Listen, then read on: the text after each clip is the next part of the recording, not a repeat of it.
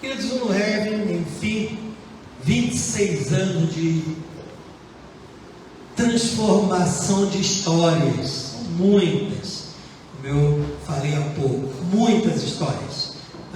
Aqui temos alguns acolhidos ou ex-acolhidos, e tantos outros, centenas de outros que passaram pelo No Heaven ao longo desses anos, e Deus fez e vai continuar fazendo uma nova história de vida na vida de muita gente.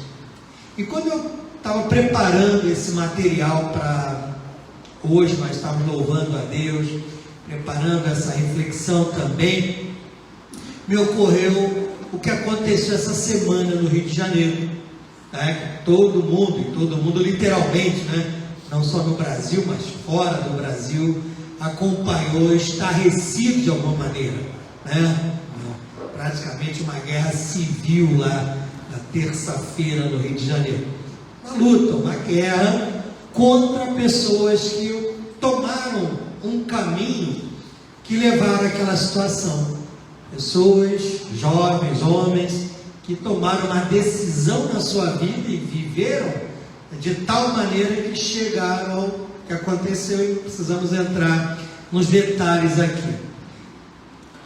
Mas por que eu pensei nisso, neles, naquela situação? Porque o No Heaven é justamente uma instituição que Deus criou para poder tratar de pessoas, a fim de que essas pessoas não cheguem a uma situação como aquela que vimos, de criminalidade no Rio de Janeiro, e vemos no mundo inteiro, no Brasil e no mundo. A missão do No Heaven é trabalhar a vida, transformar vidas, seja do indivíduo que já está na dependência química, seja no que ainda vai entrar, uma criança.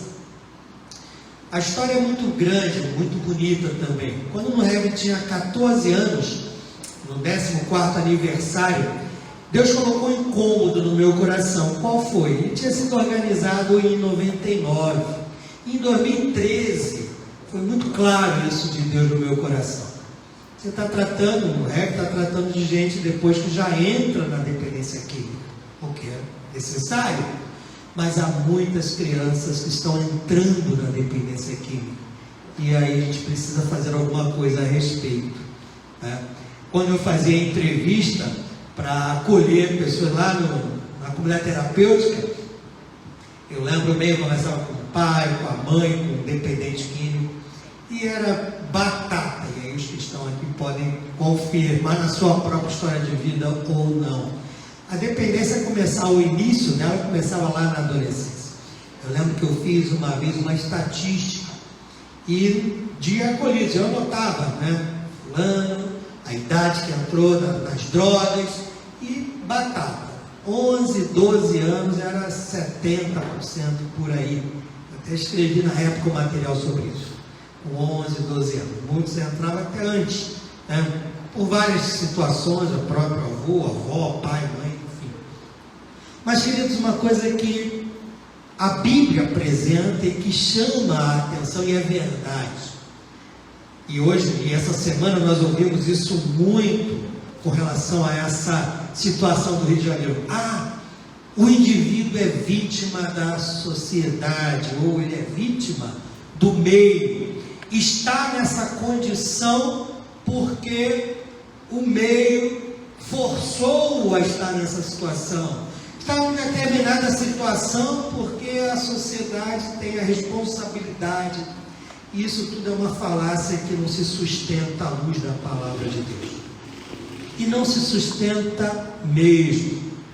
Uma grande prova é o No Heaven, que tem lidado e trabalhado com tantas e tantas vidas que tiveram uma história lá atrás bastante ruim.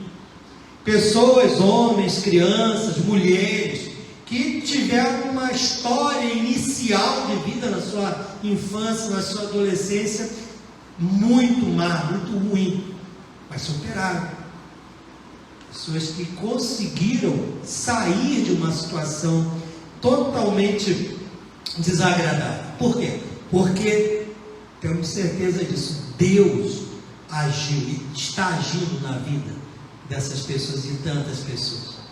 E aí eu venho para a Bíblia, e a Bíblia tem para nós vários ensinamentos. Tem histórias também que nos mostram essa realidade, que o indivíduo não é vítima do meio em que ele vive. Ele não precisa ser vítima das circunstâncias, seja familiar, seja social. Lá em Gênesis capítulo 39, eu vou convidar você a abrir a sua Bíblia. Nós lemos ali uma história que não está ali por acaso, e todo mundo conhece essa história.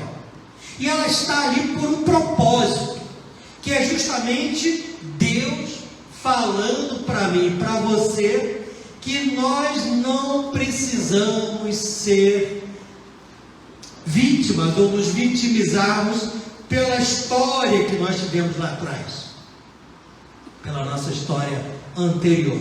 Por quê? Porque Deus, e a Bíblia diz isso, faz novas todas as coisas. Você já ouviu isso? Já. Eis que faço novas todas as coisas. Deus fala em Apocalipse. Então a história que Deus quer fazer da tua vida e escrever contigo essa história, para Deus é uma história de bênção, é uma história extraordinária. Mas você deve querer escrever essa história. E o texto de Gênesis 39 nos mostra isso. Diz assim o verso 1: quando José foi levado para o Egito pelos negociantes ismaelitas, eles o venderam a Potifar, um oficial egípcio. Potifar era capitão da guarda do faraó, o rei do Egito. O Senhor estava com José, por isso ele era bem sucedido em tudo que fazia no serviço da casa de seu senhor egípcio. Potifar percebeu que o Senhor estava com José e lhe dava sucesso em tudo que ele fazia. Satisfeito com isso, nomeou José seu assistente pessoal e o encarregou de toda a sua casa e de todos os seus bens. A partir do dia em que José, presta atenção, a partir do dia em que José foi encarregado de toda a casa e de todas as propriedades de Potifar, o Senhor começou a abençoar a casa do egípcio por causa de José.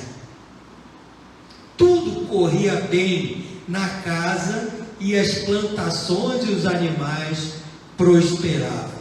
Assim, Potifar entregou tudo que ele possuía aos cuidados de José. E tendo-o como administrador, não se preocupava com nada, exceto com o que iria comer. José era um rapaz muito bonito e bela aparência, tinha 17 anos nessa ocasião. E logo a esposa de Potifar começou a olhar para ele com desejo.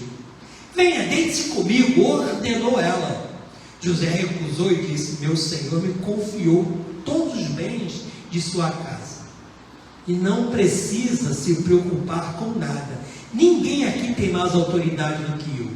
Ele não me negou coisa alguma, exceto a senhora, pois é a mulher dele. Como poderia eu cometer tamanha maldade?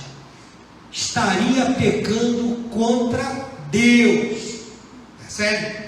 A mulher continuava a assediar José diariamente, mas ele se recusava a deitar-se com ela. Certo dia, porém, quando José entrou para fazer seu trabalho, não havia mais ninguém na casa. Ela se aproximou, agarrou-o pelo manto e exigiu: venha, deite-se comigo. José se desvencilhou e fugiu da casa, mas o manto ficou na mão da mulher. Quando ela viu que José tinha fugido, mas que o manto havia ficado na mão dela, chamou os seus servos, diz o texto.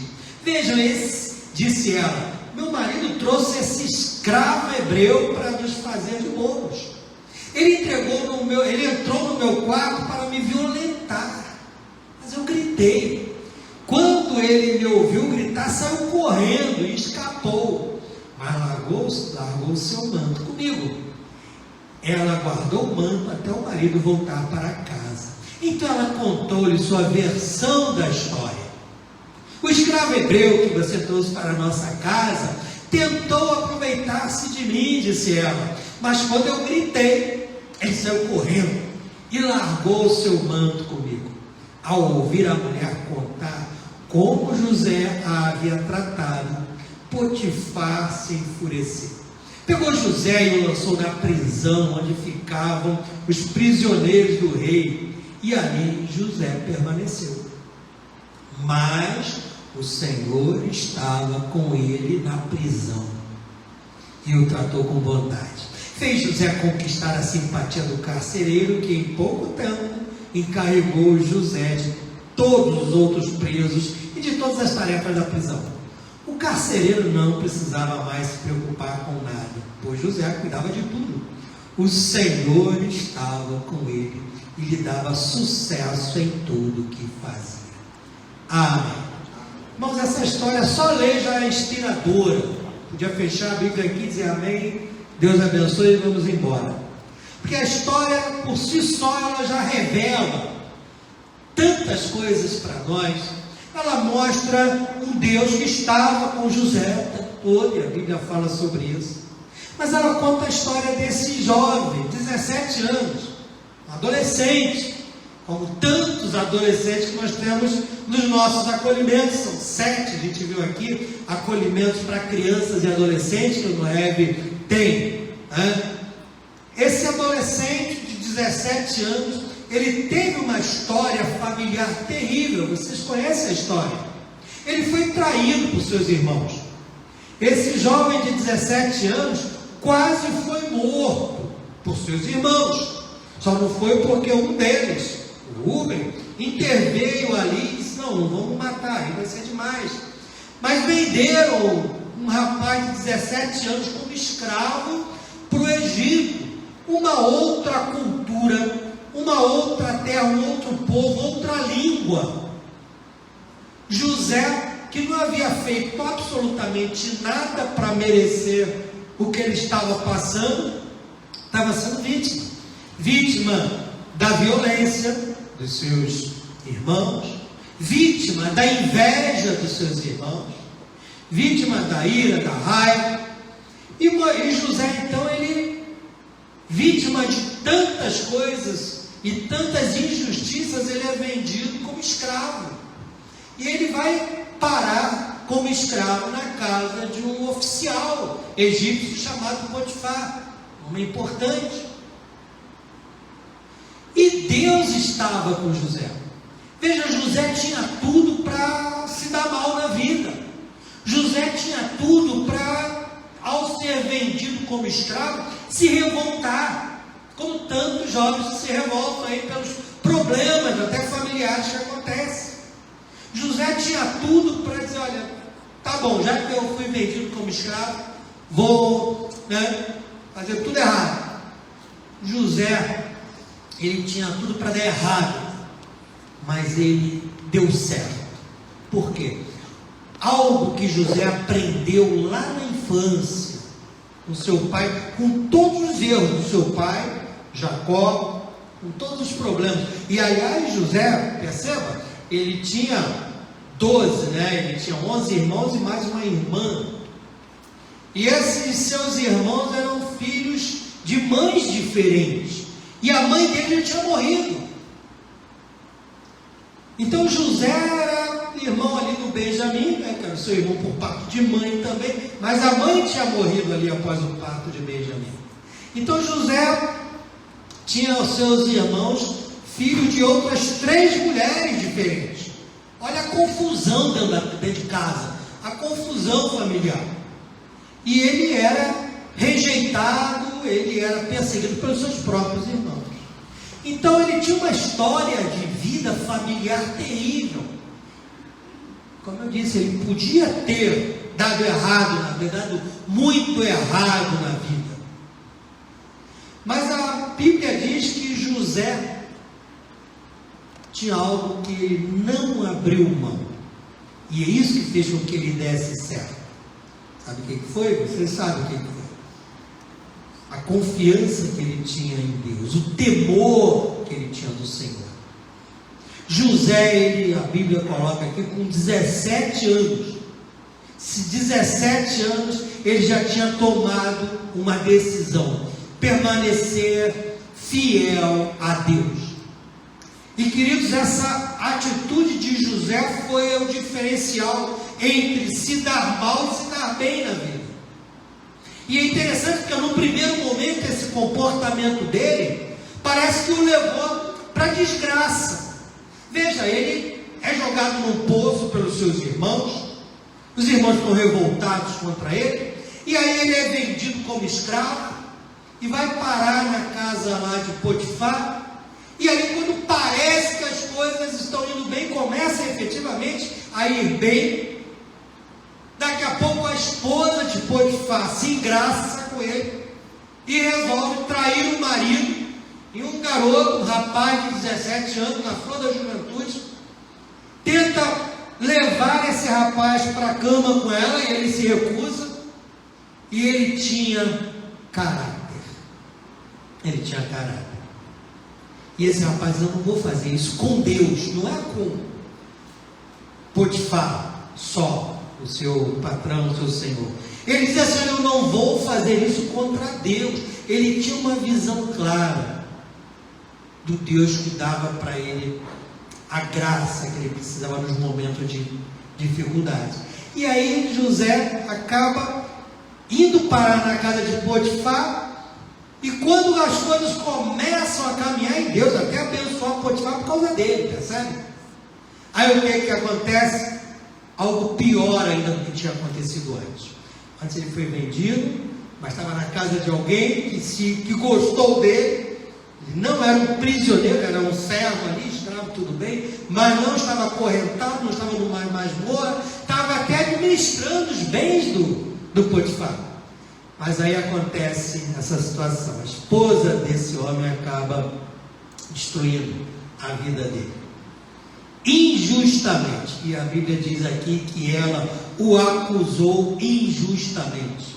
E pela segunda vez, José agora é injustiçado, mesmo pelos seus irmãos, agora por essa mulher. E a Bíblia diz que ela lançou contra ele palavras mentirosas. A narrativa, e hoje se fala muito em narrativa, né? Quem tem a melhor narrativa, etc, etc. Aquela mulher já tinha sua narrativa pronta. Quando ela viu que José não quis ceder a ela, ficou tão irada que ele criou uma narrativa. Pegou o manto de José e aí inventou uma história. E essa história: olha, ele entrou no meu quarto para me violentar. E aí eu imagino ainda José dizendo para si próprio, imagino que ele não falou isso para si, mas poderia, né? O que adianta servir e ser fiel a Deus? Cada vez que eu faço o que Deus quer que eu faça, eu me dou mal.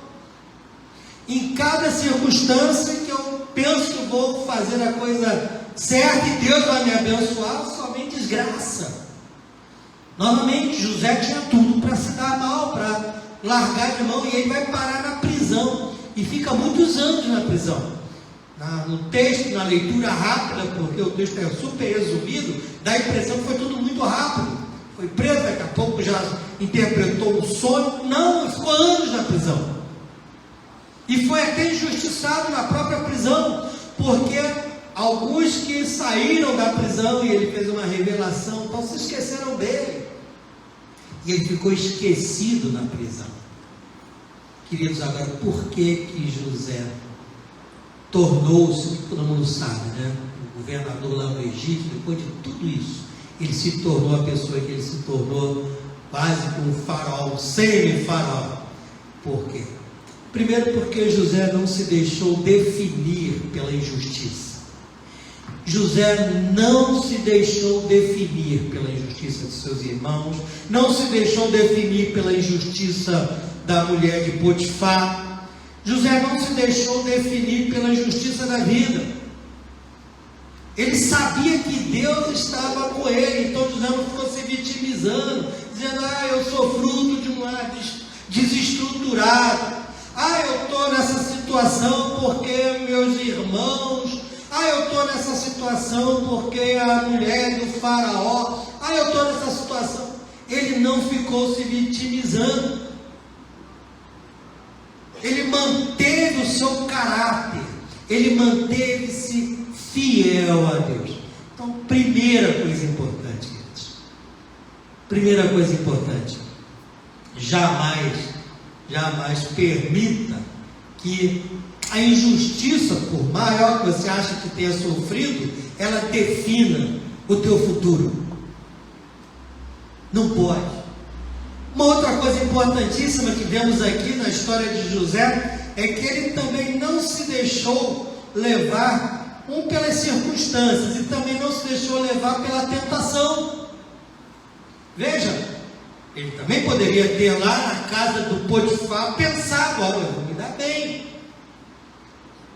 Imagina, o Potifar não vai saber de nada, só está eu e a mulher dele aqui, e eu vou ter as benesses, né? Não fica sabendo, e aí eu vou ter, além das belezas que eu tenho aqui, vou ter a mulher dele, vou ter outras coisas mais que ela vai me dar.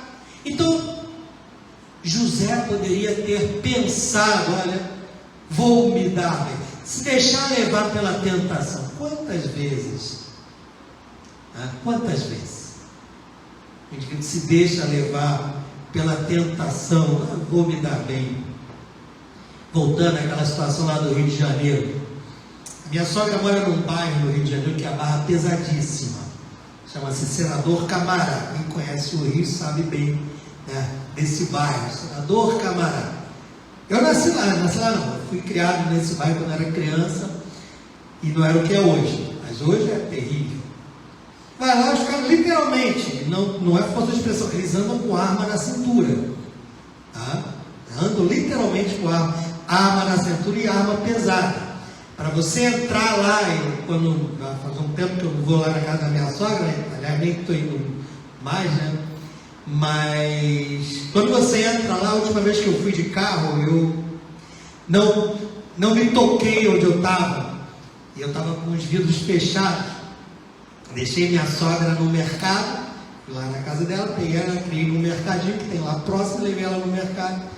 Deixei ela no mercado, no que eu fui sair, estava calor, né? Rio de Janeiro, vidro fechado, ar-condicionado ligado. No que eu dobro a esquina, tinha um batalhão com arma apontando para o carro. E vai fazer literal mesmo. Aí que eu me toquei, eu tinha que estar com o vidro aberto, eu tinha que estar com as duas de noite, tem que estar com a lanterna acesa, né? A lanterna interna acesa, para ver que só tem um, que a mão está ali, não levei nada disso em consideração. Claro, eu baixei o vidro, botei a mão para fora, foi mal, tal, perdão aí, passei. Mas é literal isso. Mas aí você vê crianças, 15, 16, 14 anos, portando arma, andando em moto sem placa. E sabe que é tudo moto roubada, tudo ali, moto sem placa para lá e para cá, sem capacete, sem nada. E a gente olha para aquelas crianças e eu, quando olho, fico pensando nas que estão conosco acolhidas. A grande missão que nós temos, e quantas crianças não têm, né? Um local como é para serem acolhidas, mas se deixam levar pela tentação da vida fácil, que é o que todo mundo sabe. É o tênis de marca, né? É a camisa de marca, é a roupa, tantos estilos, né?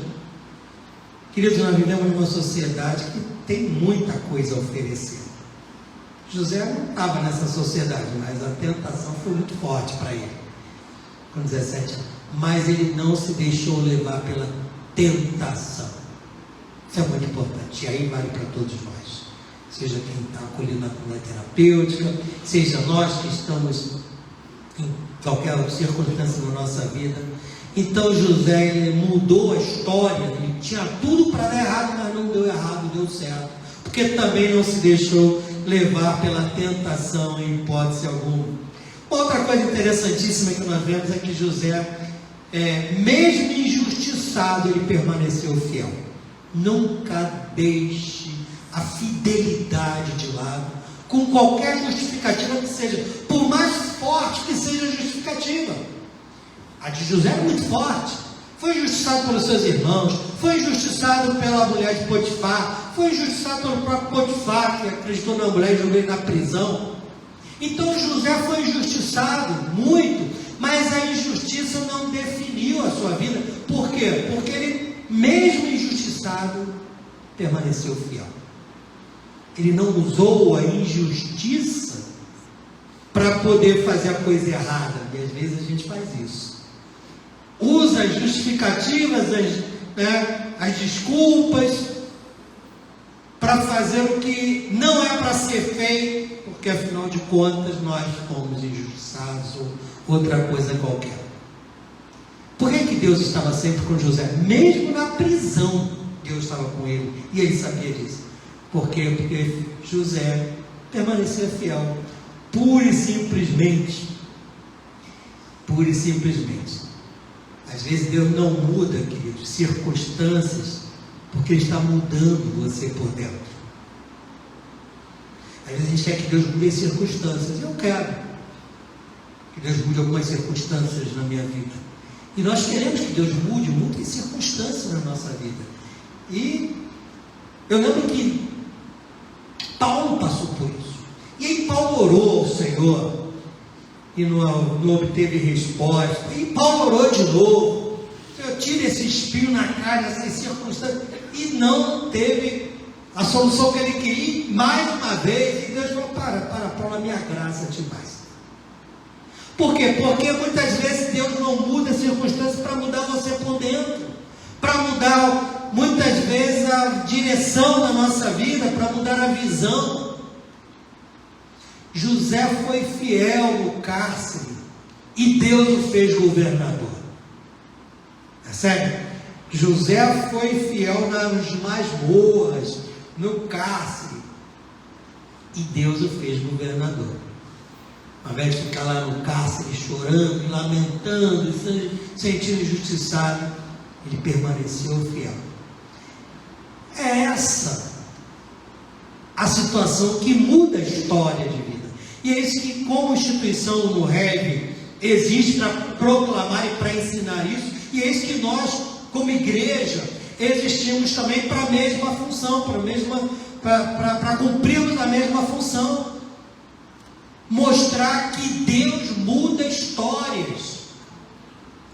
Não há ninguém no planeta Terra que possa dizer: eu não tive condição de mudar a história da minha vida. Por quê? Porque você é responsável por você. E a Bíblia diz isso: cada um dará conta de si mesmo a Deus.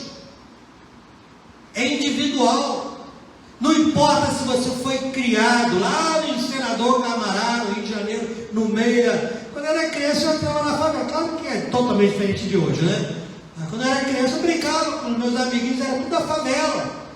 Ia brincar lá e tal. Já tinha os traficantes da hora. Hoje piorou muito, né? Mas ninguém pode dizer que vive mal ou que está passando por um problema porque não teve opção. Não existe isso. Não existe vítima da sociedade. Existe vítima das próprias escolhas. Existe vítima da situação que a pessoa traz para a sua vida.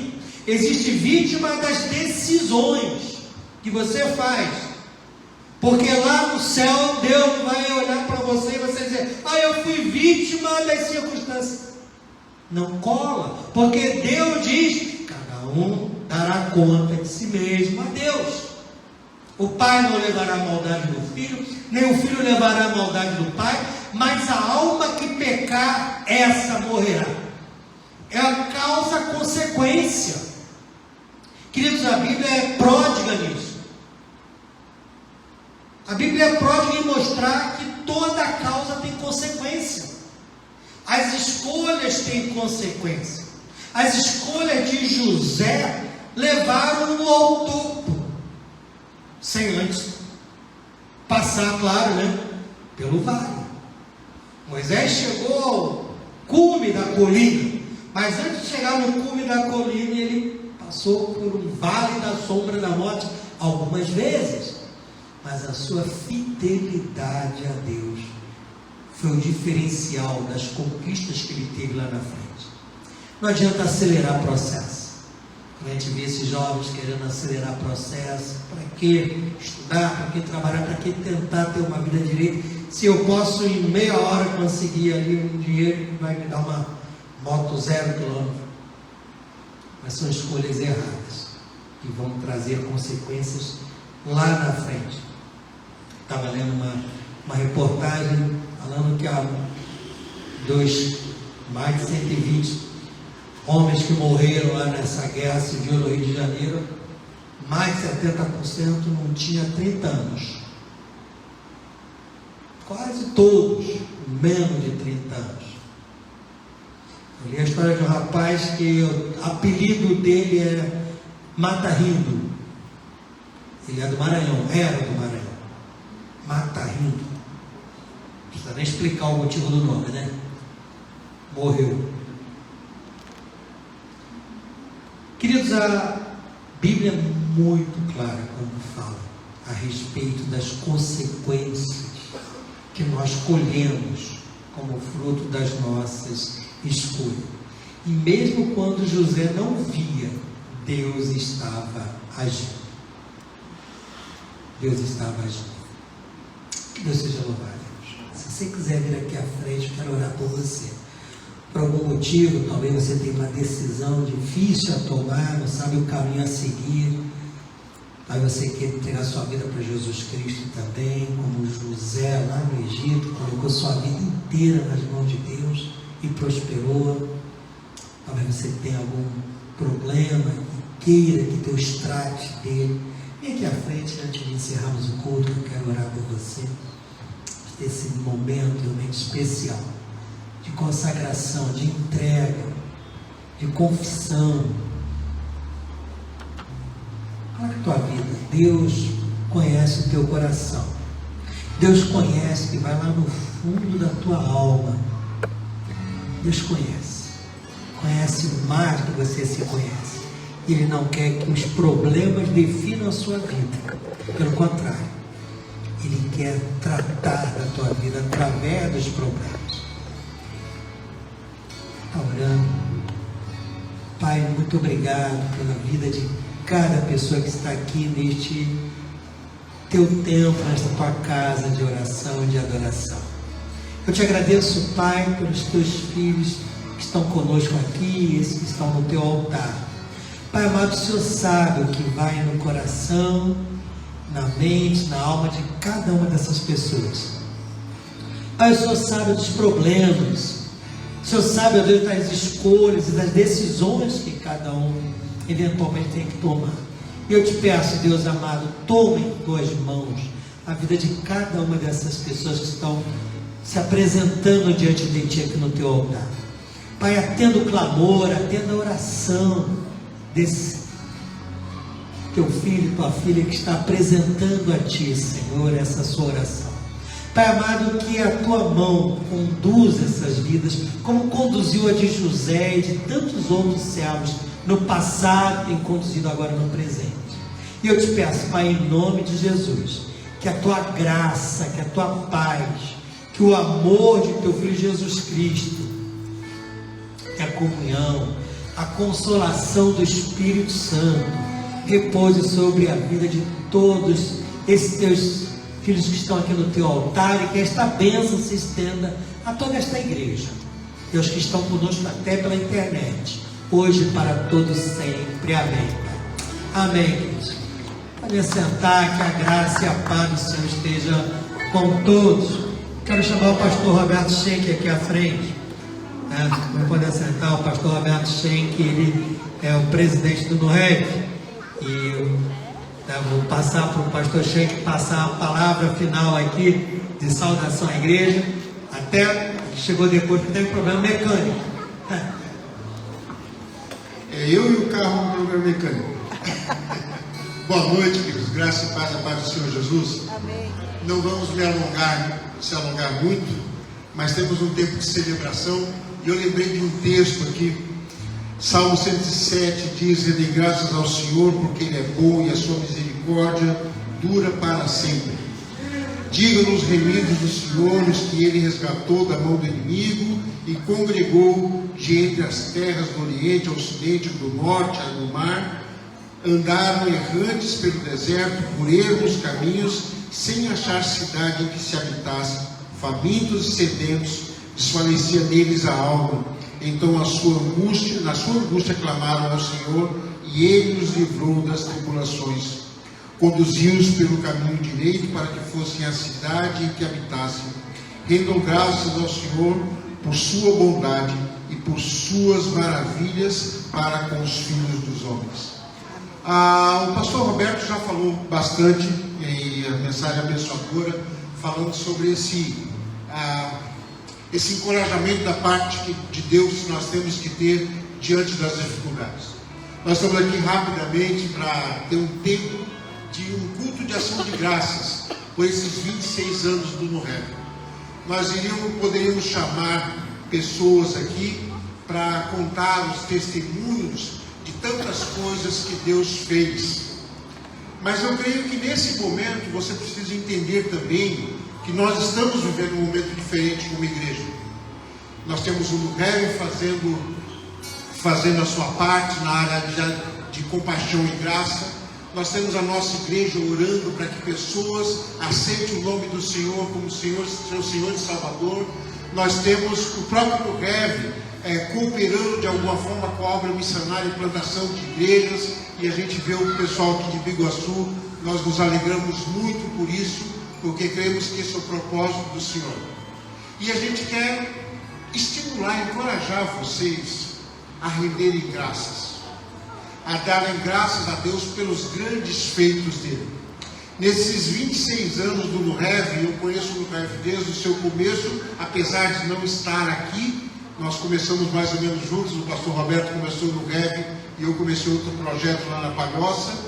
Nesses 26 anos, muitas pessoas foram abençoadas, muitas pessoas foram tocadas de diversas formas.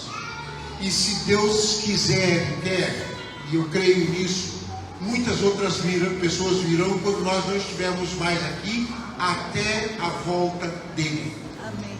Essa igreja vai continuar cumprindo o seu propósito através dos seus braços, das diversas ações.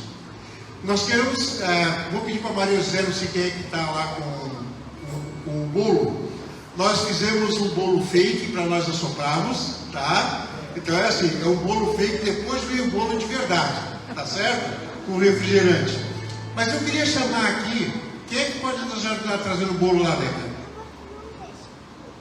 Ó, ela vai preparar lá. Eu sei que já tem um pessoal com fósforo querendo botar fogo na porta ali para entrar. Mas eu queria chamar aqui o pastor Roberto para estar aqui comigo.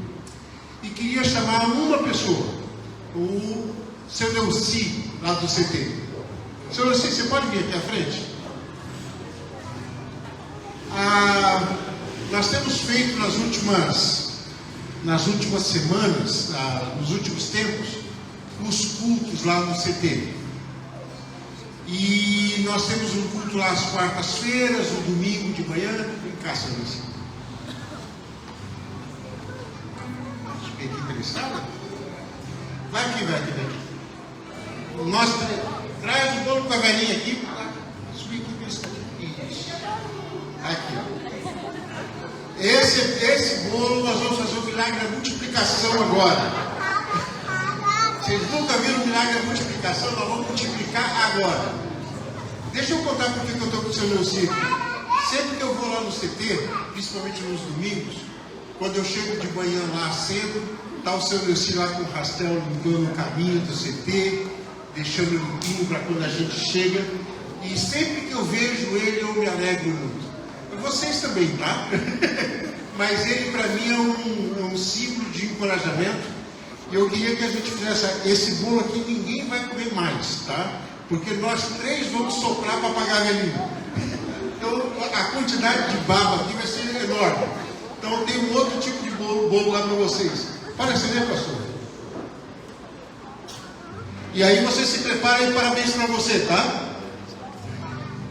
E o senhor vai ter a honra de soprar a velhinha aqui para nós com honra. Ó. Anos de pastoreio para aprender esse detalhe. 1, 2, 3 e...